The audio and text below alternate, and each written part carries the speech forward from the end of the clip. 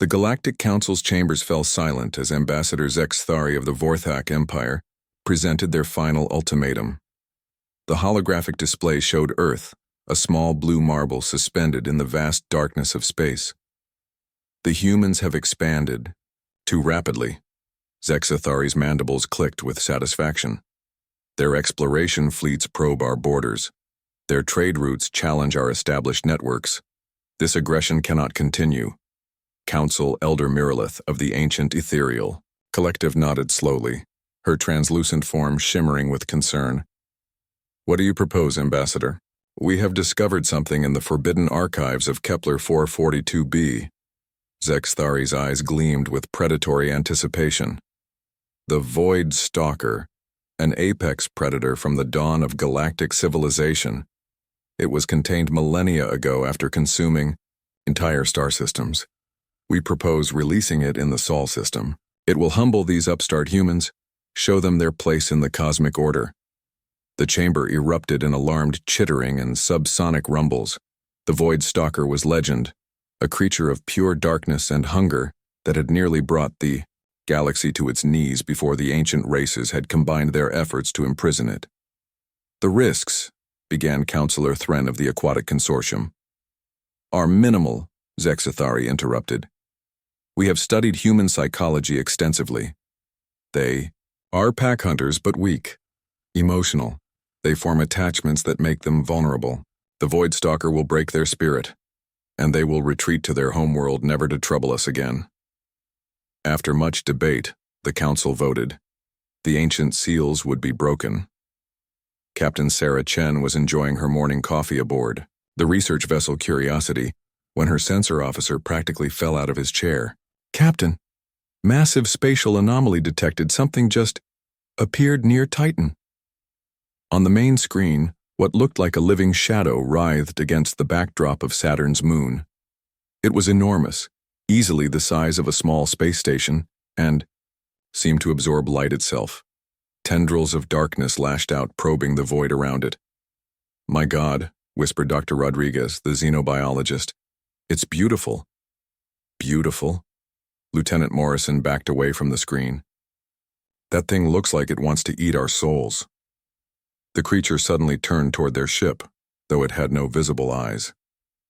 Sarah felt an primal chill run down her spine as something ancient and hungry focused its attention on them. Captain, Communications Officer Park spoke quietly. I'm receiving something. It's not language exactly, but the universal translator is picking up intent. It's confused and hungry. Very, very hungry. The shadow beast moved toward them with impossible grace, covering the distance between Titan and their position in moments. Sarah's hand hovered over the emergency jump controls, but something made her hesitate. It's not attacking, she murmured. Why isn't it attacking? Dr. Rodriguez was frantically scanning the creature.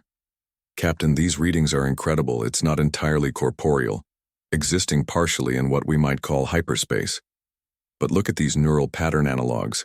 Captain, I think it's trying to communicate. The creature had stopped just outside their defensive perimeter, massive and imposing, yet somehow patient. Park, open a channel. Let's see what it wants. The response was immediate. Not words, but impressions flooding their minds. Ancient hunger, eons of imprisonment, confusion at these strange, small beings who didn't flee in terror, and underneath it all, something else Sarah couldn't quite identify.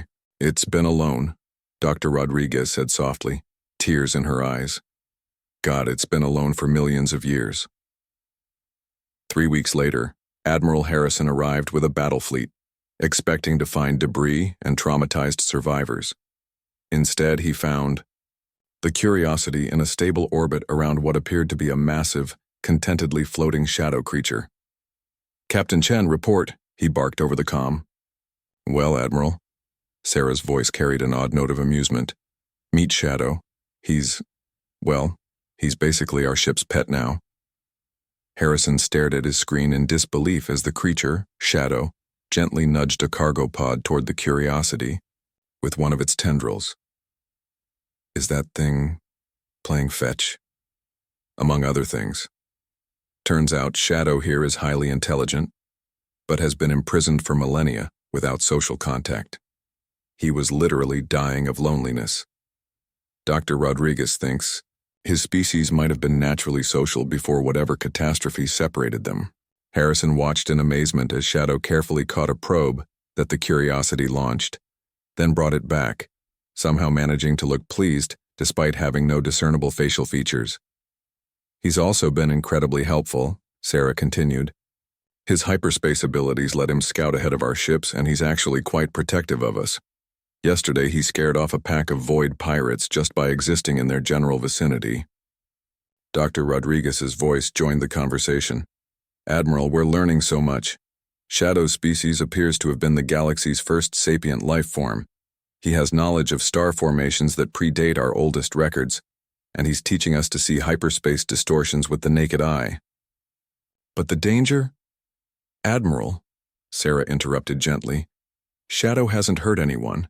In fact, he saved Ensign Petrov yesterday when his EVA suit malfunctioned, caught him in a shadow tendril, and brought him back to the ship. The scariest thing about Shadow is how enthusiastic he gets when we bring him new things to investigate. As if on cue, Shadow performed what could only be described as a loop-de-loop around the Curiosity, somehow radiating joy across the vacuum of space. Back on the Vorthak homeworld, Ambassador Zexathari received the intelligence reports with growing disbelief. They did what to the Void Stalker? Preliminary reports suggest the humans have domesticated it, sir. The creature appears to be accompanying their exploration fleets, assisting with navigation and defense. Zexathari's mandibles clicked frantically. This is impossible. The Void Stalker is a weapon of mass destruction. It consumed the hegemony of Kethvar. It devoured entire solar systems. Yes, sir. However, current intelligence suggests it's currently engaged in what human databases classify as playing with their vessels. In the depths of space, Shadow, the former Void Stalker, carefully pushed an asteroid into a perfect orbit around a gas giant, then radiated satisfaction as his human friends expressed delight at his engineering skills.